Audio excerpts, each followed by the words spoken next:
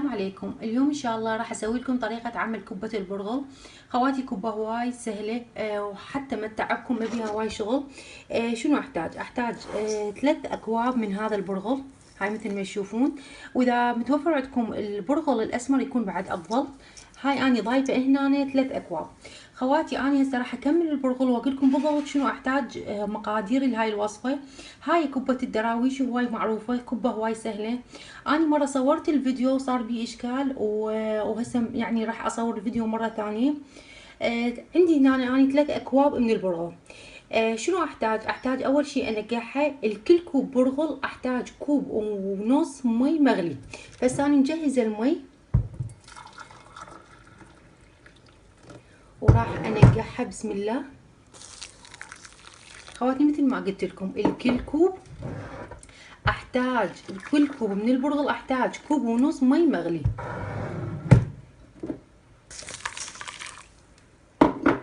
خواتي راح اتركها فترة تتقع يما الماء البرغل يشرب هذا الماء وارجع لكم ان شاء الله. خواتي من بعد ما تنقع البرغل وصار عندي مثل ما تشوفون تشرب المي بهالشكل هذا. ليش اني ضفت هالكمية المي المغلي؟ لان اني هذا البرغل ما راح اثرمه بالمترامة، راح اعجنه عجن بايدي، فمن هيك يحتاج هاي الكمية من المي. فهسه شنو راح اضيف له؟ راح اضيف له تقريبا نص ملعقة من الكمون، راح اضيف له ملعقة من الفلفل الأحمر البارد، وراح أضيف ملعقة من الكاري، وراح أضيف الملح تقريبا هم ملعقة بسم الله. هاي المواد كلها راح أخلطها سوا وأتركها هم يرتاح. هالمرة إذا تضيفونه بالثلاجة يرتاح لساعة أو ساعتين أو 3، انتو كيفكم، بس يعني المهم يحتاج لساعة. هو بهالشكل هذا راح اقلبه كله سوا، اخلطهم وادخله للثلاجة يرتاح. من بعدها ارجع لكم ان شاء الله. خواتي من بعد ما ارتاح عندي البرغل بهالشكل هذا خليته كم ساعة بالثلاجة. فهسه مثل ما تشوفون شنو احتاج. خواتي انا مثل ما تشوفون استخدمت 3 اكواب من البرغل. كل كوب برغل يحتاج كوب طحين. فهسه اني حضرت 3 اكواب برغل، حضرت لهم 3 اكواب من الطحين. واحتاج للعجين كوب او كوب ونص من الزيت حسب الطحين اللي انتم مستخدمينه. هسه راح اضيف طحين بسم الله،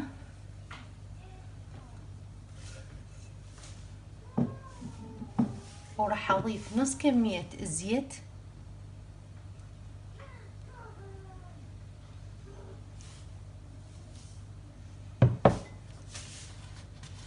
وابدي اعجن بسم الله.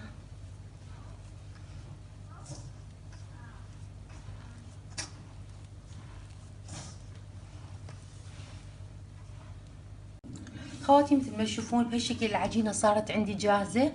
ضفت لها تقريبا كوب ونص من الزيت، يعني الكوب شوي كبير، وانتم لا تضيفون هاي الكمية كلها، ضيفوا نص نص وشوفوا ايش قد تحتاج من عندكم زيت على مود تعجنون بيها، لان هي ما تحتاج اصلا مي، حتى بالليل ما راح الفها بمي، ما تحتاج من عندي اي شي بعد.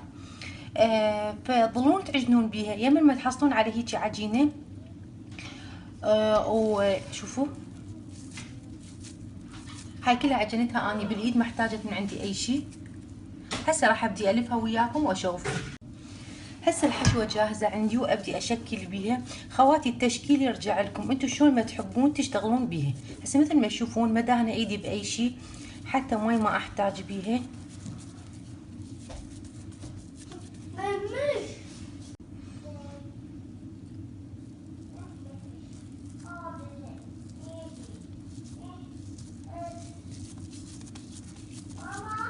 هاي خواتي مثل ما تشوفون في الشكل هذا.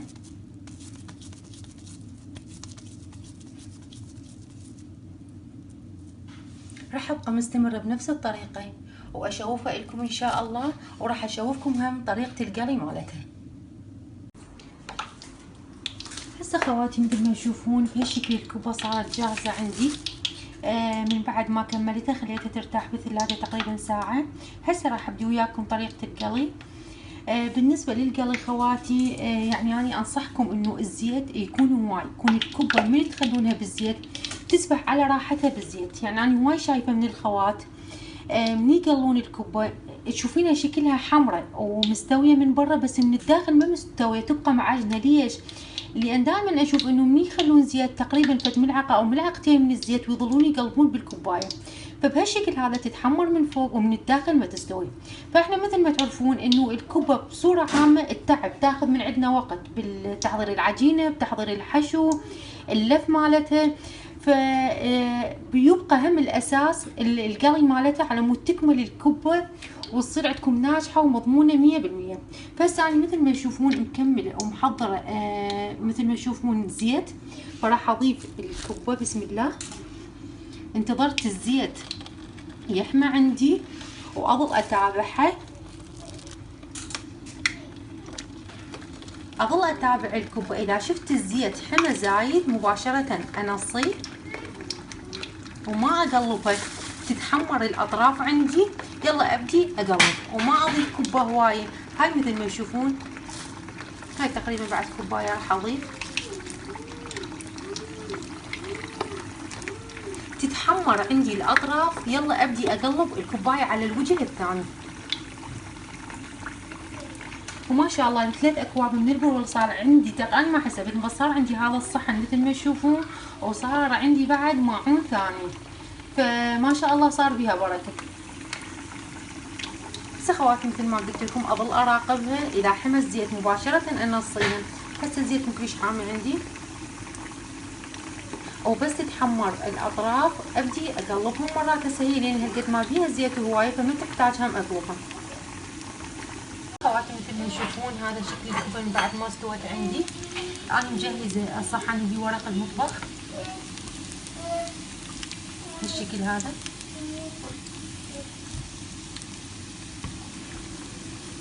وهسه اني نزلت النار بين ما اخلي الوجبه الثانيه واطلع حالي.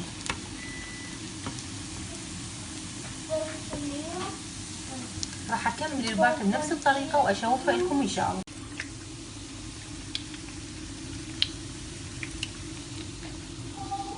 اخواتي هاي مثل ما تشوفون الكبة بهالشكل صارت عندي جاهزة. مثل ما تابعتوني وشفتوا طريقة العجن، طريقة الحشوة، وطريقة القلي مالته. صدقوني اخواتي كبة هواية اقتصادية، والبرغل مثل ما تعرفون متوفر بكل مكان. وطريقة عجنها ما احتاجت من عندي ماكينة، ما احتاجت من عندي لحم اعجن ويا العجين، فكبة تعتبر هواية اقتصادية. وهاي مثل ما تشوفون صارت بهالشكل جاهزة عندي. و3 اكواب من البرغل مثل ما قلت لكم صارت بركه خير من الله ما شاء الله، يعني وايد راح تستفادون من عندها وطعمها هواي طيب. اتمنى خواتي هذا الطبق لليوم يعجبكم، وان شاء الله تجربونها وتاكلونها بالف عافيه.